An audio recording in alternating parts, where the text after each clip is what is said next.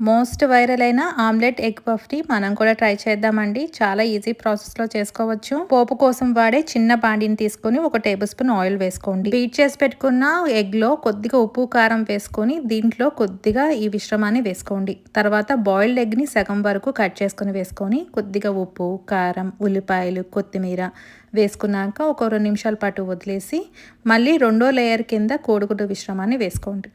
ఇలా వేసేసుకున్నాక మళ్ళీ ఒక 2-3 నిమిషాల పాటు మనం సిమ్లో పెట్టుకొని ఫ్రై చేసుకోండి.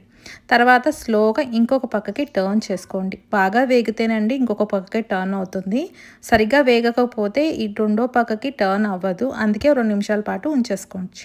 దీంట్లో పైన మళ్ళీ ఉప్పు, కారం, కొత్తిమీర జల్లేసేసుకొని అటుపక్క కూడా మంచిగా ఫ్రై అయిపోయాక వేరొక ప్లేట్లోకి తీసుకున్నాక కొద్దిగా కొత్తిమీర, ఉల్లిపాయలు గార్నిష్ చేసేసుకొని సర్వ్ చేసుకోవడం. చాలా బాగుంటుంది. మీరు కూడా ఒకసారి ట్రై చేసి ఎలా వచ్చిందో కామెంట్ రూపాన్ని తెలియచేయండి. Thank you.